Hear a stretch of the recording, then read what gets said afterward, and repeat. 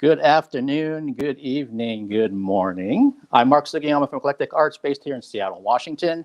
Thank you so much for joining me today. And this is live stream number 100 since May 22nd when I did my first one on the Alice tour. And so it's been quite a journey. It's really crazy for me to even think that it's been that this is number 100.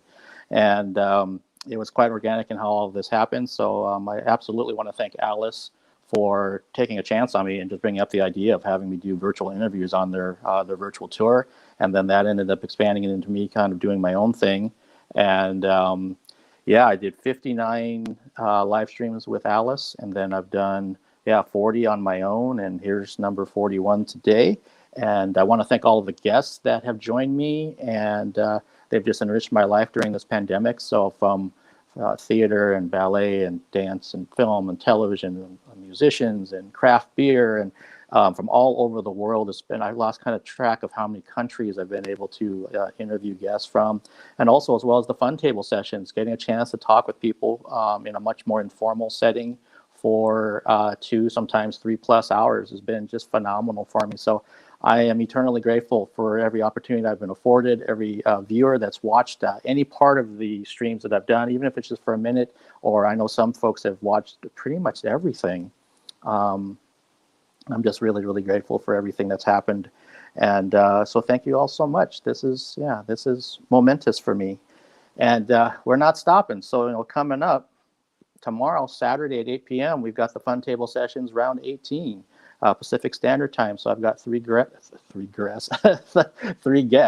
that are going to be joining me. And that's going to be, again, at 8 p.m. And then hot off the presses, if you want to call it that, I just confirmed that today the Soap Girls round 3 is going to be happening early on Tuesday morning. That's going to be 6 a.m. So, very early because of the time zone difference. But I'm really looking forward to that. They don't have a live stream on Tuesdays, so I'm not really sure how long this is going to go. If you saw part 1 or part 2, they went really long, but then they bumped up to their live streams that they had to do.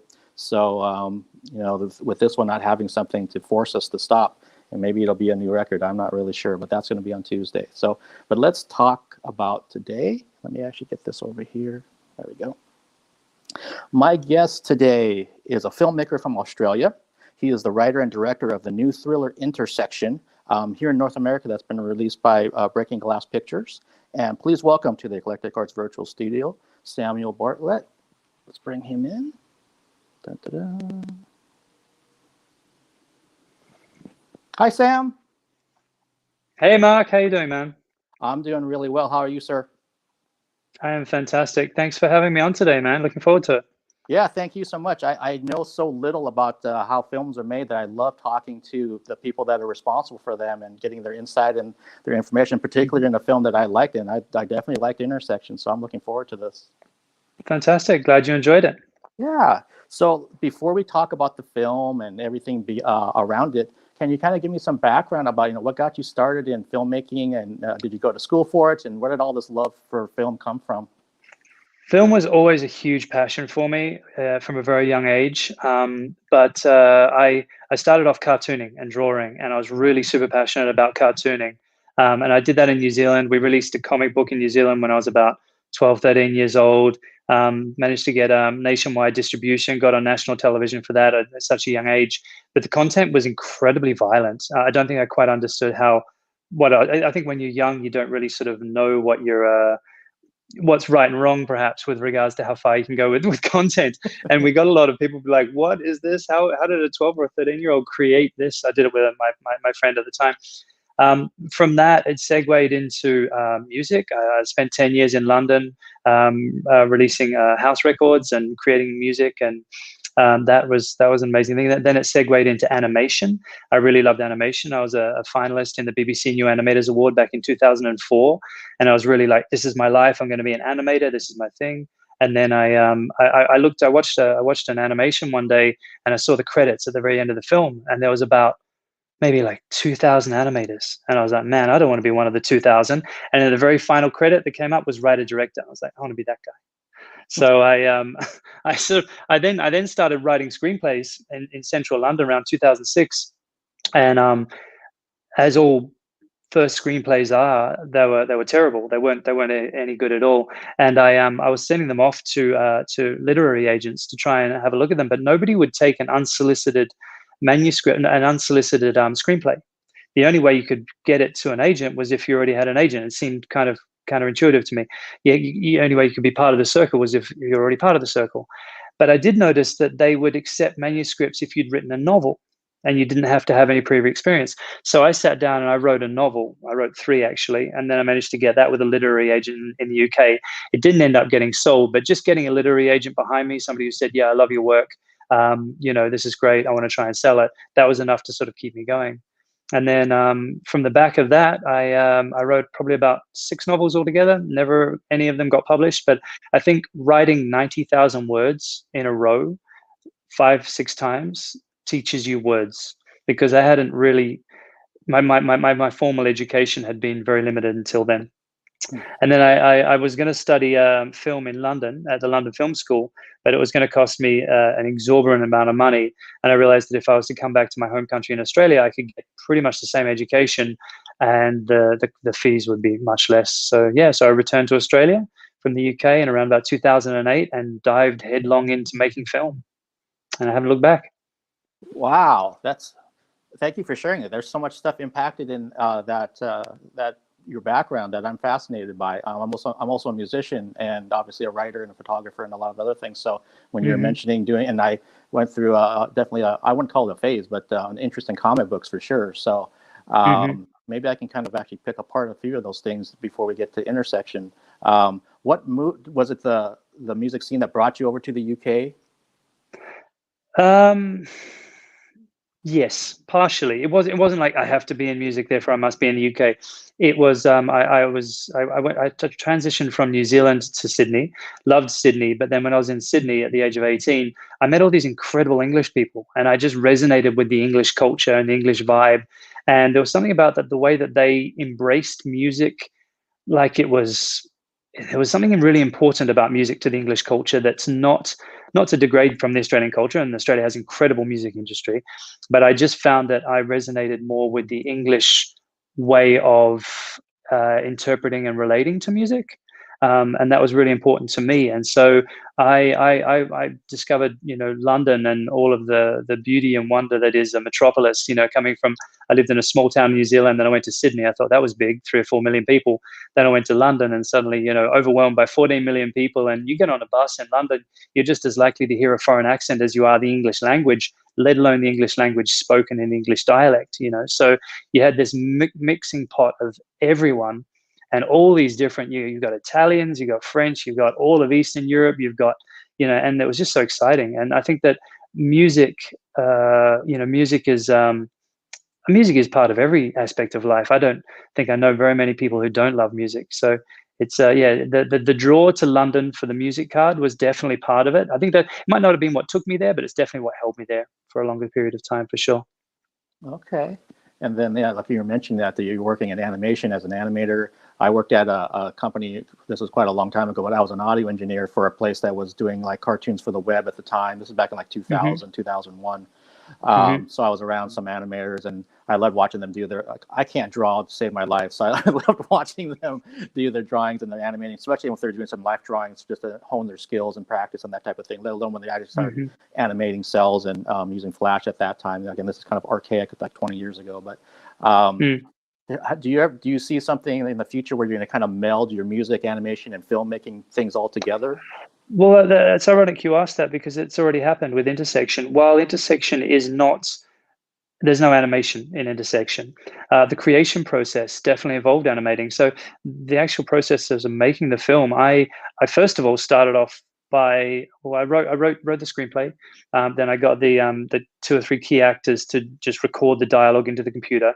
And once I had all the dialogue done, I then animated the entire film. So before shooting it, just animated it. Very simplistic animation. We're not talking any sort of Disney and Pixar don't need to worry about me taking over their business. It was if you might not have heard of, there's a program called FrameForge, which is essentially just a drag and drop utility where you can create any kind of character you want, male, female, boy, old, young, any sort of, you've got these little drop and drag utensils. wheels on the side of the app, and you can actually create any kind of environment that you want. You can integrate that program with other programs, and so you can go. There's like entire warehouses, online warehouses of like you can go and get objects. So just say you're dealing with a scene that has a boat, you can go and import a boat into the scene. You can build up the world that you want. And then once you've done that, you can do really simple sort of tweening where you just set your character on this side, set the character where you want them to walk, and it automatically programs in the walking for you. You just sort of program how long you want it to take. And that was the animation side of things. But also, I think because music plays into film so much for me, I scored the entire film myself before we'd actually filmed the film. So I knew how I had holding music in place. And we're not talking about just like, I'll download this track from there and download that track from here. I actually went and sourced a lot, like spent months sourcing the samples that I wanted to use.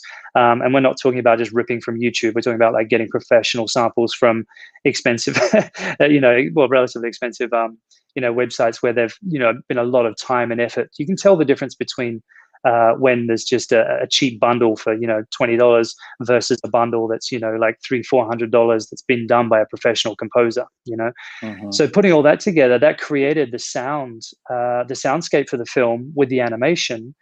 And then me and my producing partner James Carr, he and I got together and we actually prevised the entire film. So we went around all the different locations once we'd figured out what all the locations were going to be, and then James would be my actor just standing in place, and I filmed filmed the actual entire thing. So back to your question of how the synergy of animation, music, and film already coming together. It's the only way that I could make this film, and every film I will make will be that that synergistic approach.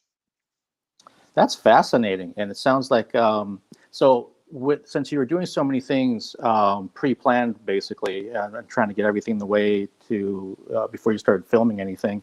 Was this something that your financial backing, kind of played into, that they understood that you were going to take that amount of time? Did you kind of have your own money so you can kind of have a wider timeline, or how did that work?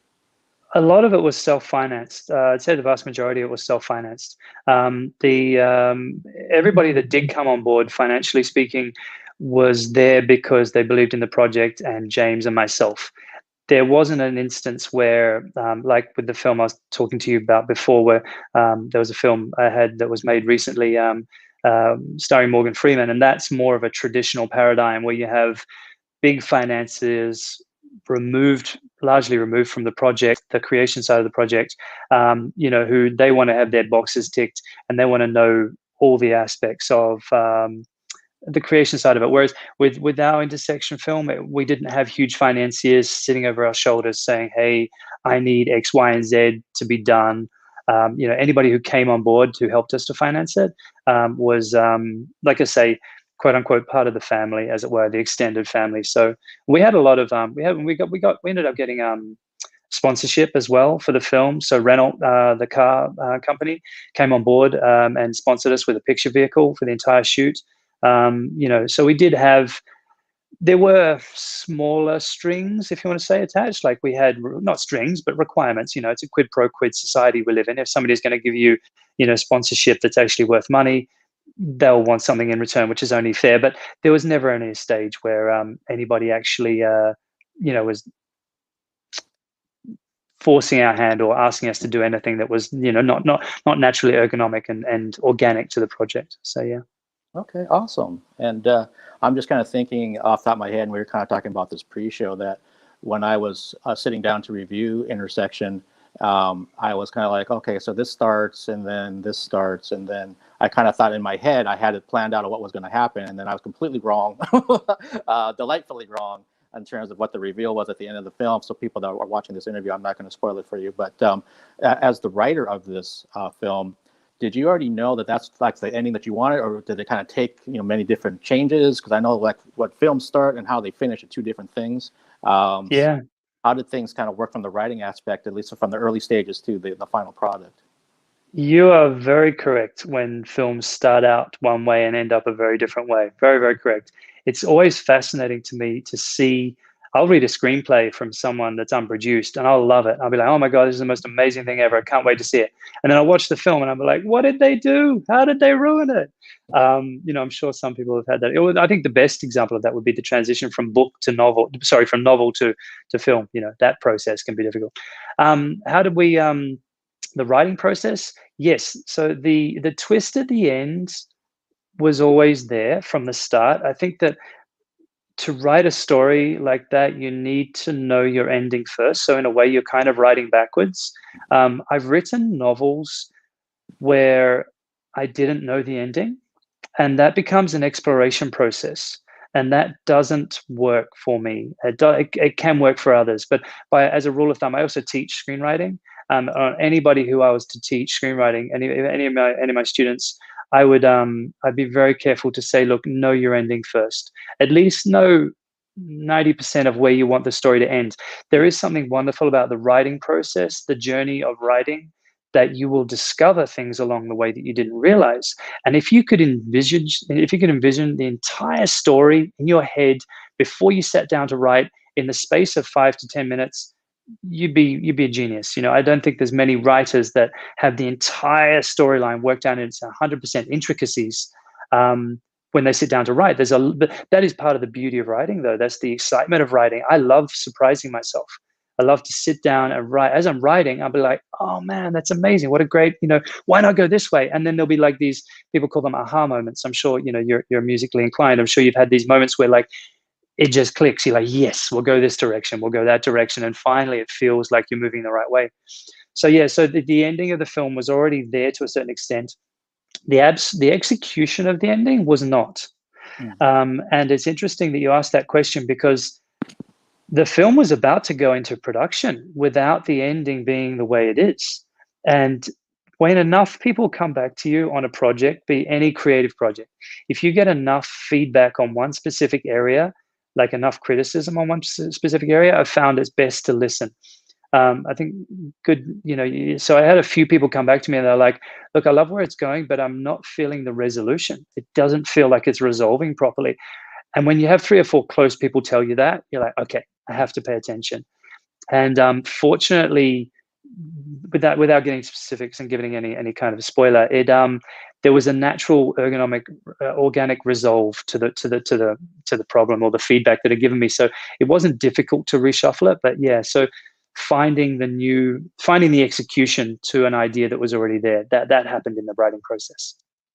Okay, yeah, that's fascinating to me. And I'm also thinking, as I kind of replay certain scenes in my head from the film, that so again, for people that haven't watched it yet, the very basic premise, without giving things away, is that you have a business person, let's say, who has a son that gets kidnapped and is kind of forced through different tasks, if you will, to figure things out and kind of listen to the kidnapper. And if he doesn't, then his son's life is in jeopardy. And through that reveal, all the kind of things reveal the character of this person. And then there's a twist, as we've been talking about. So I'll try to keep it as generic as I can without. No, you've done very well. Spoiling it for people. Having the character of Jake played by Matt Doran, did he immediately come on board? And what kind of things did you work with him in terms, because he's basically the show the entire length of the movie. So he had a lot on his plate to figure out how to create the character, but at the same time, you have to understand that his character is going through these changes and start to maybe realize who he actually is and why this is happening. That's a lot for an actor to do. So how did that whole process work?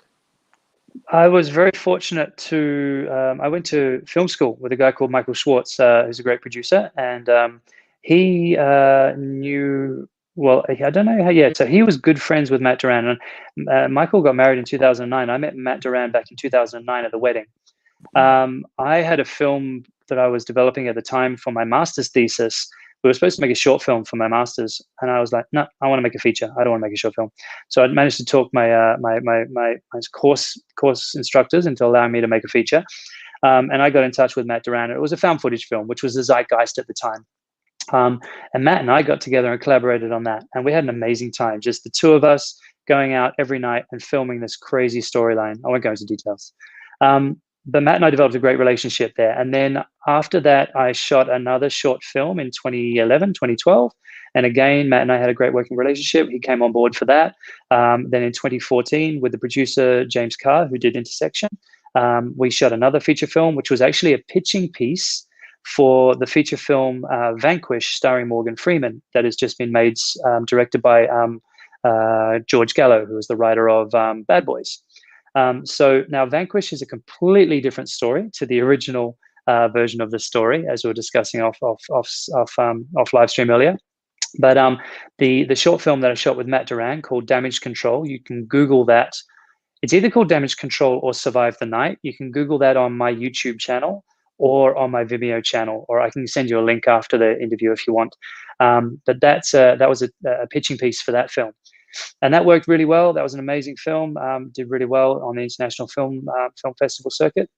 So Matt and I had already had a working relationship for, since 2009. So coming on board, setting up this film, one of the reasons for doing it was I knew that I had access to Matt. And that's part of the filmmaking process. You can write a good film. Like I read a lot of really good films, but can you get a good actor? This is one of the reasons that actors have such power, because it's called star power for a reason. It's like an actor can make or break a film.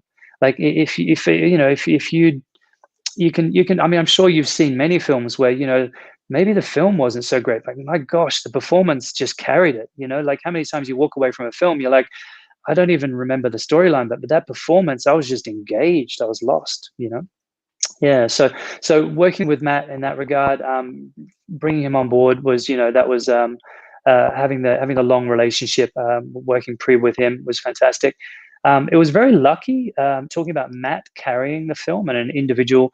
So for those who haven't seen the film, just to give you a rough idea of what it's like, if you've seen something like Phone Booth, where the entire film is, one main guy in a phone booth, one location, it's set, entirely based on the story sort of happens around that person. It's in that vein. So I think the pitching piece for the film was Phone Booth meets Collateral, sort of in that vein of things. I've had a few other sort of comparisons, but that was our pitching piece. So having an entire film locked on one character for the entire time, you needed to make sure that the person could carry the film. And I was very lucky to have that working relationship with Matt and for him to be able to come on board. And it's interesting, we were actually going to shoot it probably about 7 or 8 months earlier than we did end up shooting it. But the timing didn't work very well because Matt was having his firstborn child. And we were going to try and push it and rush it and get it done before, his partner or his wife gave birth. But Matt came back to me and was like, man, I don't have the time. I just, and it worked out in our favor. I was like, look, I don't want to push you, of course, family's far more important than shooting a film. But he went away and became a father and came back to us as a new father. And he was able to find deeper emotions because of it, which was an amazing thing. Like for him to be able to empathetically, genuinely know what it is to have a child taken from you, to first of all know what it is to have a child, and then to be able to conceive what that is as an actor to have a child taken from you, that changes the performance, and I certainly hope that came through in his performance. Yeah, absolutely. And that's why it was so interesting to see him from the beginning of his character. And then as the movie progresses and the things that he has to do, it starts to really kind of peel away those layers of an onion type of thing of his human emotion. And that's your backstory is awesome about the fact that it worked out with him becoming a new father, that those feelings would now go right into this film, and they'd be extremely organic because he's a father now. Wow. Yeah, no, it definitely worked. I've also just become a new father in the last 4, 5. I think I'm on day 5 now of being a father. So it's a whole new world of emotions, and I can finally understand what it is to know to be willing to die for another person. You know what I mean? I remember saying to my mum a while ago, I was like, Mum, I'd kill for you. I don't know how the conversation came up. And she just looked at me and blankly said, I'd die for you. And that's the difference between being a child and a parent. I think a child would do everything to protect, the parent, but would you die? And that becomes, part of the theme of the story of Intersection as well. Yeah. How far will you go to protect those that you love? Yeah, congratulations. Thank you. I didn't realize it was such an immediate thing through our Yeah. correspondence. Yeah, no, it's she's asleep with her mum in the front room of the house at the moment. So mum's doing an amazing job. Amazing job. Oh wow, yeah, no, that's got to be keeping you busy. It very well. It very well. But I love it. Absolutely love it. Awesome. And what was the like? How many weeks did it take to do the main principal photography for Intersection? Principal photography broke into, I'd call it 3 sections, maybe 4 if you want. Principal photography itself, the main shooting happened over, I want to say, 12 days. And that was back to back. We had breaks on Sundays. That was it. Otherwise, we were shooting. The entire film set at night. So we would gather on location at 4:30, 5 p.m., get everything prepped for starting to shoot 7 p.m., just after first sundown. We're trying to get the first shots away.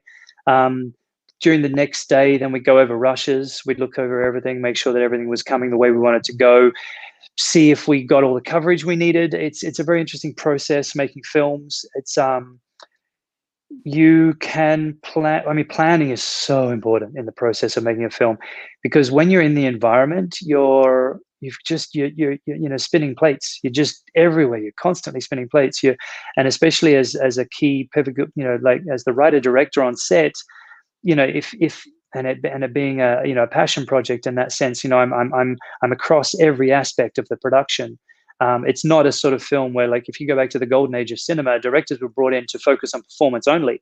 A director didn't have anything to do with the camera, anything to do with the lighting, anything to do with the script. They were just there to make sure that the performance felt real.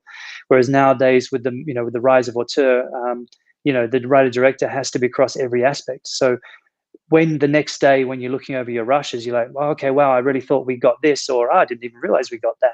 So that process was very important. Then we then also had, because the entire film was just centered around Matt Duran, or the character's name is Jake. So we filmed Matt, all of his scenes together, and we had the actor that plays, I won't go into details, no spoilers, but the actor that plays the kidnapper, who is we call the voice because it's a vocoded voice. We don't actually hear the real actor's name. Don't hear the real actor's voice until the reveal at the very end. That actor was on set the entire time, acting against Matt. That was a really important thing. Part of the process we asked Matt early on was like, because we already had all of the voices dialogue recorded, and the actual dialogue that was used in the film was recorded probably 6 months before we shot the film. And I was like, Matt, do you want to just use this dialogue to act against? And he was like, no, man, I need a real person there. If you're giving me a recorded line, and and I'm trying to hit my beats against the beats in between, and I've only got the voice speaks for 3 seconds, and I'm supposed to speak for 3 seconds, and the voice speaks for 4 seconds. That's going to ruin the performance. So that was something that we discussed early on with Matt, to make sure that his performance was as natural and as powerful as it could possibly be. And then we moved into, we had all the ancillary actors. So there's a lot of people that Matt interacts with throughout the film. So he's on the phone to his assistant, he's on the phone to his wife, he's on the phone to some nefarious, let's call them nefarious businessmen, for better choice of words. They're out there feeding him tad bits of information so that he can go and blackmail people, which is his MO. But yeah, so he's on the phone discussing with different people throughout the film. So then we blankly, as a section, once we shot, edited the entire principal photography of the film, we then went away and filmed the in shots, the inserts. We call them overlays, because the entire film, rather than going for split screen, which is kind of a 90s feel, an 80s 90s feel, we went for overlays. So if you've seen the film The Shallows, that was a film where there was, anytime anybody was talking to somebody on a cell phone or a laptop, rather than it being an insert on the film, kind of like in Phone Booth, you'd have this kind of insert, you'd have a split screen. Mm-hmm. It's just the footage just floating over the top. And we felt that approach was a much more sort of modern and more aesthetically appealing approach. So we went and shot all of those pieces as a separate piece as well. And then we got together with our, once we had all that all sort of shot and edited and put together, and we had a rough cut of the film, we then went and shot all the drone footage. we went through and we managed to get all the breakaways, all the cutaway shots. So we had a lot of which was a really interesting process, because the entire film, the widest shot we had in the film until we got our drone shots was 20 meters, or maybe 40 feet, 50 feet for American scales. And there is a sense of claustrophobia that comes from being tight all the time. In a film, you need, maybe it's part of the human condition, we need to see to the horizon every now and then. I remember living in London for 10 years, and in London, central London, all the buildings are 4 or 5 stories tall minimum. It gets much taller, but we're talking minimum 5s. And and London's a very flat city, so you can walk around London for months at a time, and the furthest you'll ever see is the end of the street, maybe a few hundred yards. And then you go and stand on the top of a hill. There's a place called Primrose Hill in central London. I go and walk to it every now and then, and you can see for miles. And there's this sense of elation you get when your eyeballs are finally focusing for the 3 or 4 miles in the distance. And the same thing applies in film. If you have a film that's just set in one room or one location and you're tight the whole time, there's something unnatural about that. So once we got the drone shots in there, and we got these God shots, as you were, we're a kilometer in the sky or however high we were flying, there's a breath of air that comes with that. So after that, we then went and did pickups. So as with all films, as with all productions, it's not until you put it all together and you put it out to your inner circle, and then you get your respected feedback. And that process involved, okay, right, once you get consensus on feedback, if you get 2 or 3 people saying, why is this happening, or why doesn't that happen, or I don't understand this beat, then you have to go and clarify it. And the clarification in film terms, if you're writing a novel, it's the backspace. You just hit delete and then you retype, And if you're a painter, maybe you rebrush stroke.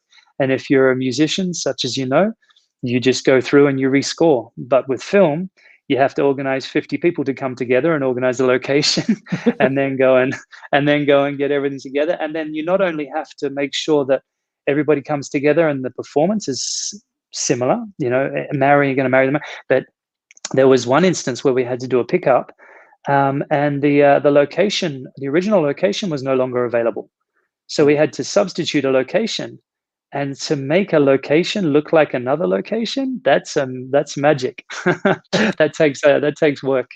So in answer to your original question, sorry, long-winded answer, it broke into 4 separate parts. We had principal photography, we had the breakaway, the overlay shots, we had the drone work, and then we had the pickups. Wow. I'm always just amazed when I hear from anyone like yourself in the film industry, like how a movie even gets made in the end. There's a final product, because there's so much involved with it. And like you're saying, it could be more on an independent level, or it could be on a huge, multi-million-dollar budget level through Hollywood or what have you, and everything in between. That all of them, doesn't matter how independent it is, it still takes so much planning, so much work, there's going to be mistakes, there's going to be feedback, you got to change things. You're going to have maybe someone scheduled, they can only do it for certain amounts of weeks, and then they're booked for something else. And if you're shooting at night all the time, and all these factors that play into it, that I'm just amazed that I can eventually sit and see something for an hour and a half, 2 hours, and like, how did they actually end up with a finished product? What is even more amazing is there's so much effort goes into making the product that you see, but there's also as much, if not more, effort goes into the product of the elements that you don't see. So like in this film, we spend a long time in post-production doing rotoscoping, which was, we might shoot in one location on one night, and then we come back the next night and, oh gosh, that car wasn't parked there on the other night. So now we have to digitally remove the car. So there's all this effort going into something you don't even see. You know what I mean? Like there's this whole world.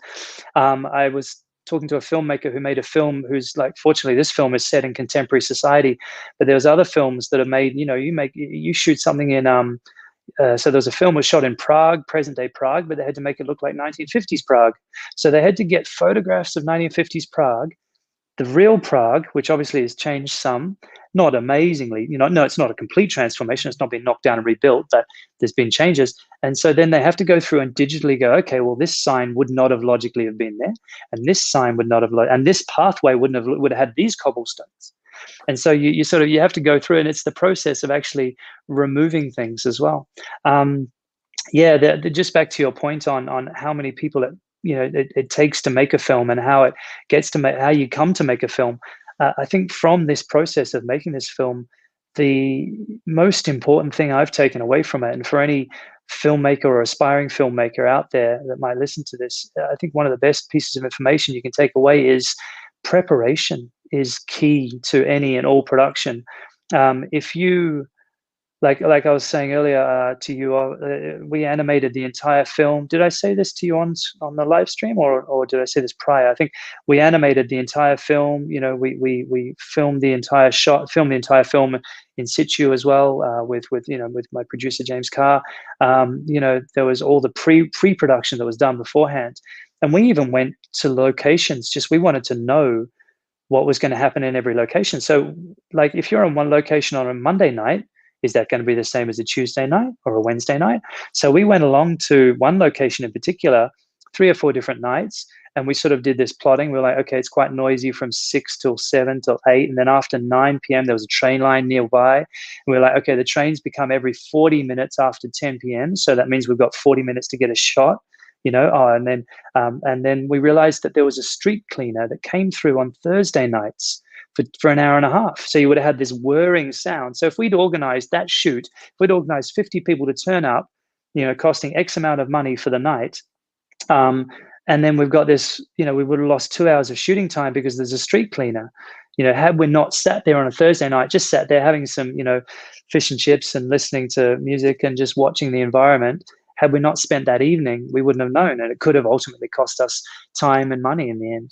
So the preparation side of things, is so important, and included in the preparation side of things is the rehearsals as well. It's getting your actors together and allowing them an organic amount of time to develop the story and develop the characters is so important as well, because I've got friends who've worked with A-listers on other big, we're talking like $50 million plus productions. I mean, a friend of a friend of mine was working with Sam Worthington on Avatar. So he was coming back with stories of what it's like to be there and that sort of environment. It's like oftentimes the rehearsal time is minimal. It's just go in, short rehearsal, shoot. So when you're working with a project such as we had with Intersection, it was a blessing to be able to have not minimal time constraints. It was like, when we're ready, then we're going to shoot. Whereas a lot of times a production will be like, you're shooting on this date, there's your money, go. Wow. Yeah, no, those are some great points about the preparation. When you were saying that, it reminds me of another director that I had talked with like back in the summertime, and I remember him saying that, Mark, if you're going to make a film, don't do what I did, because he did not plan very well. And so it came back to, it was like a 6-year process for them to eventually put this thing together, because they had gone to a foreign country with one idea in their mind from the script, and then something happened in between, so they had to take a break from it, and then they were back in Germany, and then the footage from the other country didn't match the footage that they had in Germany, so they had to kind of rewrite stuff, and it just became this this huge thing. So he was saying definitely that he learned that his lack of preparation cost them, in his case, literally years to eventually finish it. So no, that's an excellent point. And you're talking about the rehearsal part too, that it's interesting that, again, I've only had a chance to talk to a few actors that have worked on bigger big projects, but they talk about either like you have to just go, or you're sitting around waiting forever to get the shot set up, and then you got to get in there. Yeah, you don't really have much time, you just got to do it. And if they got it, then they move on. And if they didn't, then they got to reset it up, so you're back in your trailer or wherever, waiting for hours, and then you get back on there. Yeah, no, the back to your point there exactly of the setup process. Just another tad bit or a tip for aspiring filmmakers. I give these tips because my rise through writing, I always found any podcast or any interview with anybody, I love, like, what can I take away from this? What can I apply? It might be interesting you talk about your film, blah blah blah, but how can I apply this to my writing, to my filmmaking? And one amazing piece, you're talking about the reset of the set. Sometimes the set resetting can simply just be, actors go back to ones, which means go back to your original positions, and we'll reset, get the camera back, and we're ready. But sometimes if there's been things changed in a scene, just say there's been a fight in a living room, and the living room is completely destroyed, you got to reset the whole thing. Or maybe there's like a gunshot going off and there's a splatter of blood somewhere, and then you have to clean the wall perfectly, and you have to make sure everything, and you have to reload the squib for the explosion and change the outfit, like, or imagine a scene that starts off dry and then they go into the rain. So you have to dry the entire actor. Like, this happens, like, so. But the tip, as I was going to say, was allow, this was a mistake I made and learned on the set. Allow your actors and your camera and your lighting crew, okay, to have one run through before the actors perform it for real. So get your actors to walk the dialogue. And by walking the dialogue, I mean not to perform it. So in Intersection, you can see like Matt really goes deep. Like, he's like, there was some scenes where Matt would come to me beforehand, and we were often shooting, say, 6 to 10 times one scene. Like, oftentimes we could shoot one shot 10 times, and that can work.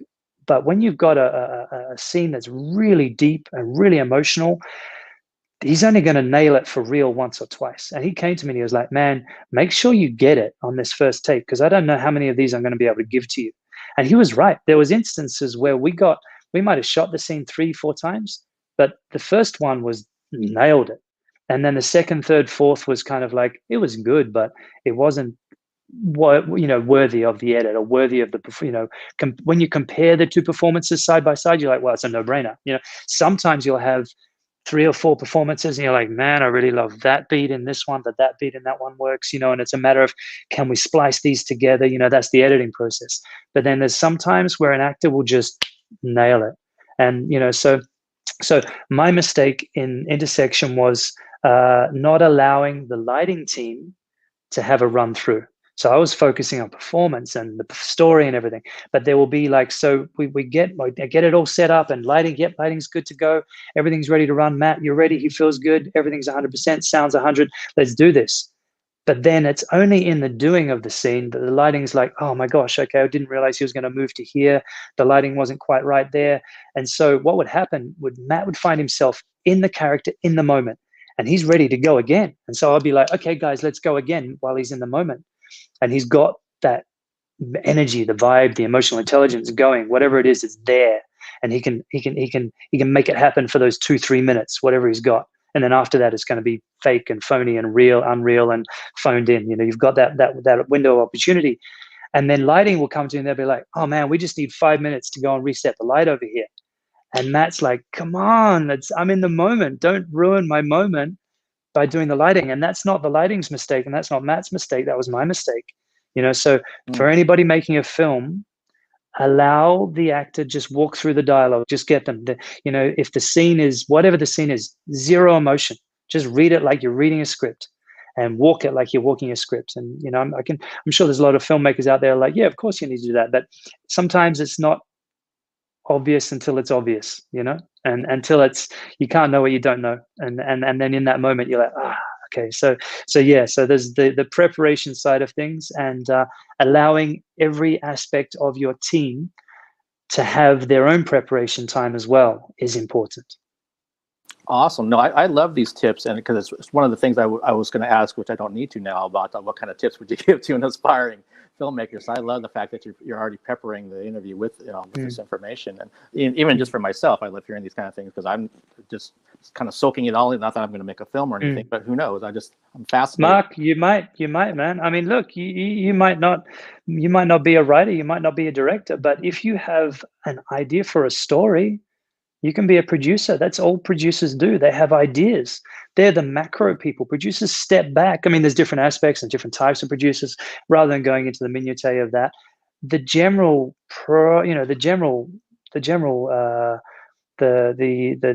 of the producer is to have the idea, just to go, you know what, I want to see a story of, that's how Donnie Brasco came to be.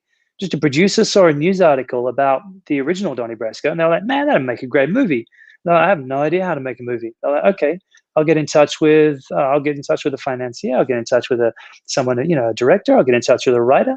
So, never say never, Mark. You can produce for sure. Okay, that's good to know. I've been told I'm an idea guy, so. Dude, if you're articulate, intelligent, if you know what you like, and if you can be critical, I think critical is really important to the process of any, you say you're a musician, right? So I understand you're a musician, or you can write music and you can score music. How do you know when it works and it doesn't work? That's self-criticism. The more successful you can become at any art form is the more you can realize that your poop doesn't smell of roses. It's the artists who think that, in any art form, writer, director, photographer, musician, ballet, as you're saying, any kind of performance, any kind of artistic endeavor, you're only limited by how great you think you are. So if you think that you've reached your zenith, that's as far as you're going to reach. It's only those that constantly push and realize. It's interesting with the world of writing. 10 years ago, I wrote a screenplay and I thought, man, that's amazing. And I look back at it now and I'm like, man, that's awful. And so no matter what you do, another tad bit of information, especially from the writing point of things, no matter what you write, no matter how great you think it is at the time, you will write better, and it is not that great, until you are etched in the history, the Hall of History, until you're the Capote, until you're the Bukowski, until in 60 years' time, that's when you've reached a zenith. Until then, keep pushing and know that what you're writing is not as good as you think it is, but that should make you work harder. I think that's the most important tip on the writing front, at least, anyway. No, that's really great advice, and it's something that I definitely adhere to, because I'm never satisfied with what I do. Great. That's important. Yeah, I might be happy for like a minute, and then I'll be like, "Oh, I could have done that better," or something. And I don't beat myself up about it like some artists do, but I know enough that there's another way to improve something the next time I do it. Yes. And yes. I'm always striving for that. And like you're saying, that word push, that's what I constant. People will ask me about, like, how did you do 100 live streams? When I had no intention of ever doing live streams, and it was something. Well, I'm never satisfied. I look back at the first one just 2 days ago, and I put a little clip on Instagram. And I was just mortified looking at myself, and my voice was nervous, and you could tell I was just not comfortable. But that means I was trying to learn by watching those, so that eventually I was getting better and better and more comfortable. And yeah, here we are, with 100 and 102, 105. Congratulations on the 100. I hope to come back for the 1,000. So hopefully we'll be doing this along the way. Hopefully this is not the last of them.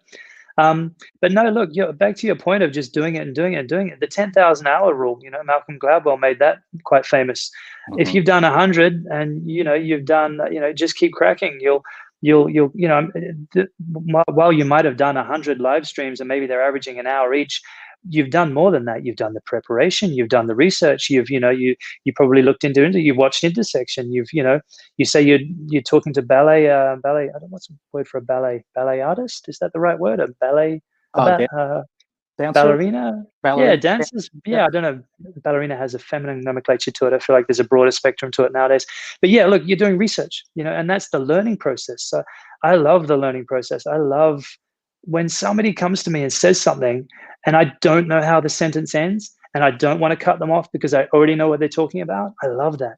That's a really exciting thing for me. When in any aspect of any, I became a father recently, and it's like soaking up this whole world of children and birth and pregnancy, and my gosh, it's just so fascinating. So any aspect of life, the learning process. So maybe that's you've done your 100 so far, and you're doing more. But I feel like that probably makes you would you agree you're an inquisitive person and you love the learning process?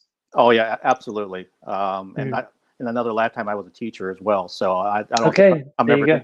Yeah, it makes perfect sense that I'm always learning. I'm curious. I love people.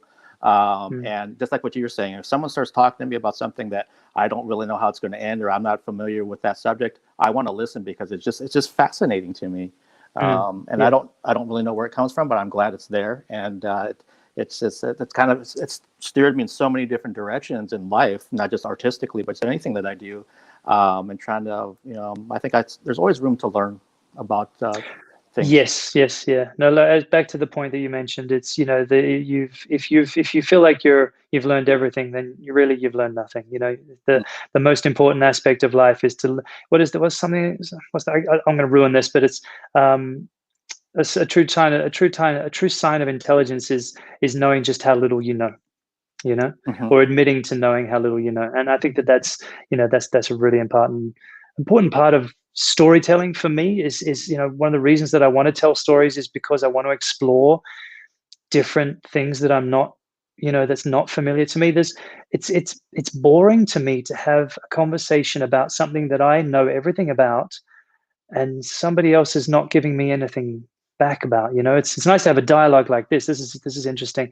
But when do you find sometimes you might just be telling somebody something and they're not giving any pushback or any asking any interesting questions? I think it's always important for me, a dialogue with someone, to be where they're genuinely learning, but they're also contributing as well. I find that very fascinating, and that's the collaborative process of film.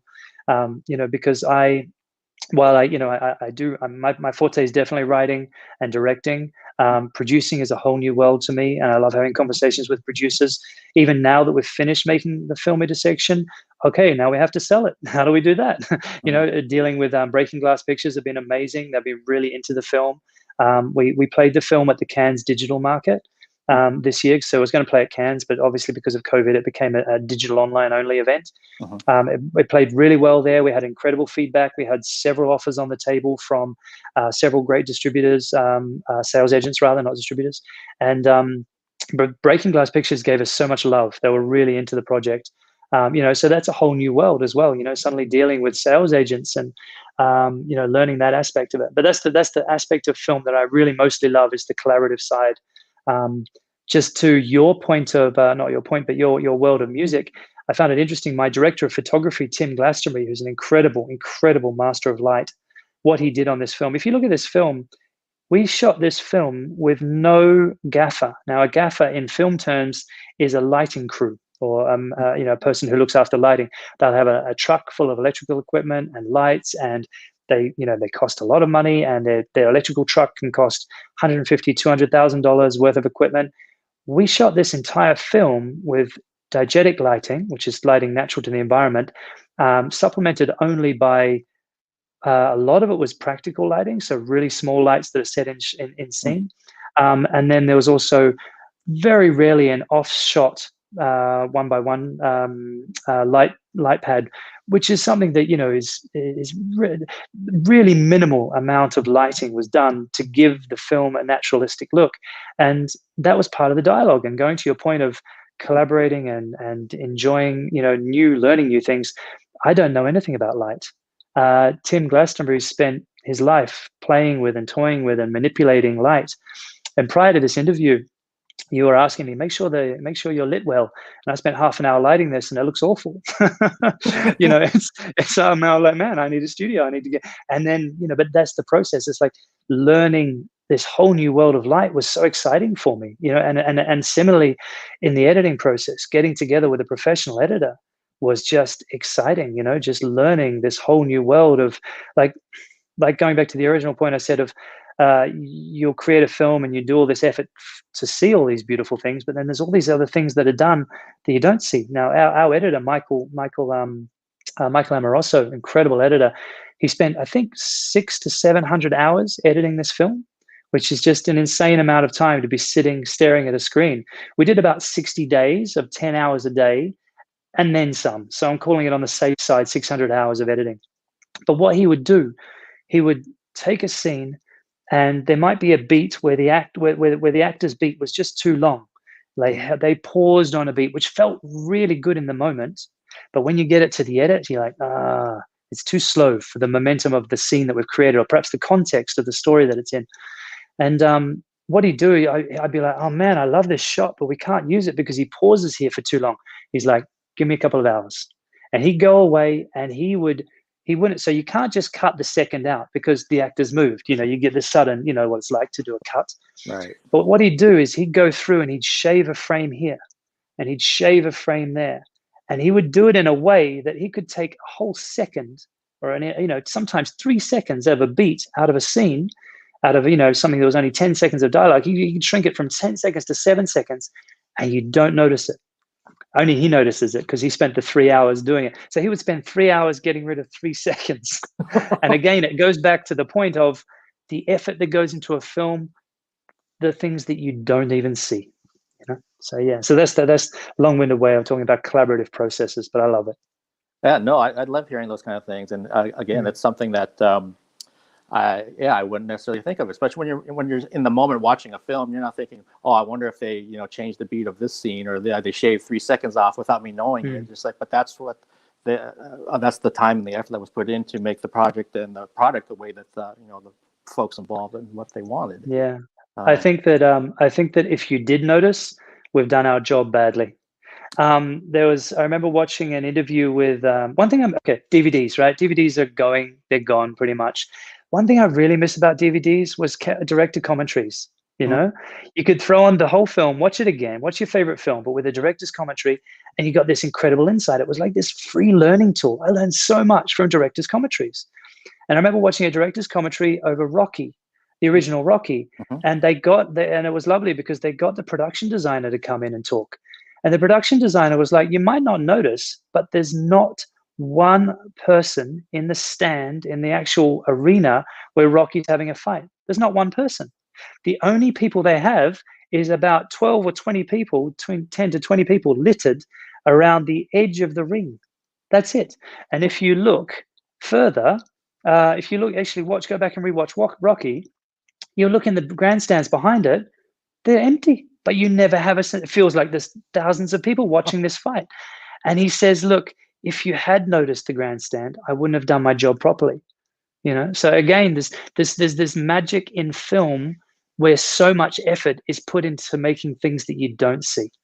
I find that really fascinating. Yeah, no, so do I. Now I'll have to go back and put my Blu-ray in of Rocky and watch it. Man, just whatever DVDs you've got, just if you find time, obviously everyone's time poor these days, but if you do find yourself wanting to rewatch a film, I don't know how you're passionate about films, but I have my go-to films. I'm like, man, I just need to watch Jaws. I just need to watch The Ring. I just need to go and watch. Sometimes I'll get sick of. So there's in the world of film, there's a thing called The Hero's Journey, which has been made famous by Disney. It won't go into the backstory of Hero's Journey. I'm sure many people know what it is. If you don't know what it is, look it up. It's an amazing rabbit hole to venture down. But it's kind of a successful paradigm to make a feature film. It's kind of a structured way to make a feature film. Intersection, it uses a lot of the story, the hero's journey in its structure. But sometimes when you watch a film and it becomes predictable, you're like, okay, I guess, and it can become really boring. And sometimes you maybe just want to go and watch a film that is not the paradigm. It doesn't match, and I found there was a stage where I was like to go and watch I think it was called There Will Be Blood. Paul Thomas Anderson film. That was that doesn't follow hero's journey at all, but it has incredible acting. So what I'm saying is sometimes you maybe want to go back to a film, but you want to watch it in a different way. Throw the director's commentary on, and you get to enjoy the film, and you get this like insight into a whole new world. It's fantastic. I love it and miss it. Yeah, no, I anyone that knows me locally here knows that I'm one of those people that it probably annoys them that I will rewatch films, and it could be the same thing. I'll have a certain commentary on. Sometimes it's certain scenes that I want to watch and rewatch it because I'm trying to figure out why is it that I feel this way when I watch this scene, and it still feels that way. It could even be 30 years after it was made. Right. Still can't get enough of it. So my parents tell you that when I used to live at home, it's like, are you watching that again? Are you watching it? Didn't you just see that? I'm that person. I used to have Laserdisc. I still have my Laserdisc player. So when commentary, you got Laserdiscs, man. You're old school. I love it. That's fantastic. Yeah, I'm one of those people. So I'm fascinated by film and everything that comes along with it. And again, talking with you has been awesome. And before we kind of sign off, I wanted to you mentioned already that there's a new film that's in production that has Morgan Freeman, and you're telling me pre-show about COVID-related things that no one would probably ever think. Yeah. If you could share that would be awesome. Sure. So I wrote a screenplay back in 2014 called Damage Control, and it was a finalist at the Page Awards. Page Awards, big shout out to Page Awards. If you're a screenwriter and you want to get your work noticed, go to the Page Awards. They're really good. I got it through Page Awards. I've got a feature film made starring Morgan Freeman. Enough said. So from there, I met a wonderful producer, a guy called Nate Adams. And Nate is exceptional because he loved my film and he came back to me. He said, "Look, I love Damage Control. I want to get this made. I want an option." So we signed an option, and then he would come back to me every 6 months or so saying, "Okay, we're going out to John Travolta." I'm like, "Amazing, we're going to John Travolta." And then and he'd come back to me 2 or 3 months later. I wouldn't hear anything. 2 or 3 months later, it'd be like, "Okay, we're going out to Al Pacino. We're going to Al Pacino." And then I rewrote the entire story. So the lead was a female lead. And it's like, "Okay, we're going out to Kate Hudson. We're going out to," and every 3 or 4 months, I get a phone call from him saying, "We're going out to these amazing A-listers." And eventually from 2014 through to 2020, it came to a point where I was like, "Okay, it'll happen when it happens. Don't get your hopes up." If it happens. And then I got a phone call and he said, "Look, we've got Morgan Freeman on board. We're moving forward with Morgan Freeman." And I was like, "Sure, I'll believe this when I see it." And then, no disrespect to Nate Adams, amazing, amazing guy. And he said, "No, it's a go this time. It's really a go." And we were like, "This is in early February." And I was like, "Fantastic." And then COVID struck. And we were like, "Okay." And we got a phone call saying, "Look, the financiers still want to make this film, but no one will insure Morgan Freeman," because at the time of shooting, I was told that his age was 82. And nobody's going to insure an 82-year-old to be on a set. And the original storyline involved Morgan Freeman being in a car with another lady, holding her at gunpoint and making her do all these crazy things around the city. And it was just, there was car crashes and chases and drug deals and all these same things. It was a real action thriller. And there was dozens of locations and dozens of actors. No insurance company was going to get behind putting an 82-year-old man in a room with dozens of people or in scenarios like that. And so they were like, "Look, the money's still there. We want to make this film." And George Gallo, who'd been a massive champion. So George Gallo is the director of Bad Boys. Writer of Bad Boys. My bad. He's a writer of Bad Boys. And he's the director of the film. Damage Control ended up becoming Vanquish. And George Gallo and myself rewrote the entire story so that it could be COVID safe and COVID friendly, and so that we could still get the film made. So instead of Morgan Freeman being in a car forcing this lady at gunpoint to drive around the city and do all these crazy things, the story became essentially Morgan Freeman in a room on a phone, now forcing this lady by phone to force her to drive around the city and do all these other crazy things. Ruby Rose is the actress that stars as the lead female in that film as well. Amazing Australian actress. And so it became it became a story where it was but the actual story was 99.9% different to the original. That's how much COVID affected the story. But good news is the original story, the producers, Nate Adams, David Ornstein, and Richard Salvatore, are still behind the original story. And I actually just finished doing a rewrite of that for them recently. And where they're exploring, nothing's set in stone until it is set in stone, but they're exploring shooting it in Australia. So I won't go into too much more details in case I get in trouble with the they're exploring myself as a director for that as well. So it's exciting times, but it's interesting how COVID can affect production as well. So in that regard. Yeah, no, that's fascinating. Thank you for sharing that. And that's awesome news. Hopefully things, work out in your favor with things. And I understand you can't, say things that if it's premature at this time. But yeah, I don't want to jinx it, but at the same breath, it's just out of respect to these three producers. They are exceptional producers. They're just, in Australia we call it hitting sixes, but I guess in America you'd say you're knocking it out of the park. If you want to Google Nate Adams, you want to Google Dave Ornstein and Richard Salvatore, and Google Vanquish as well. And you can see the production company behind Vanquish. They're the same people. They're doing a lot of other amazing films. So I just don't want to speak out of turn, just out of respect to what these guys are doing. So yeah, they're doing great work. Awesome.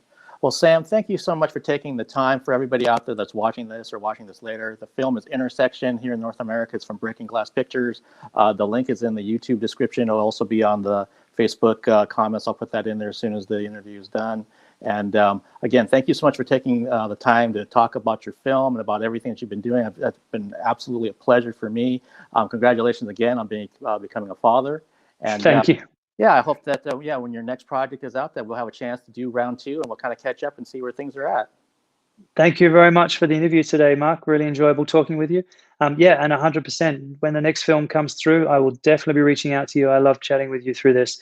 It's great to have an intelligent discussion like this. Really enjoyable. Awesome. Thank you so much, and have a good Saturday over there. I very well. Enjoy your time. Take care now. Okay, bye bye.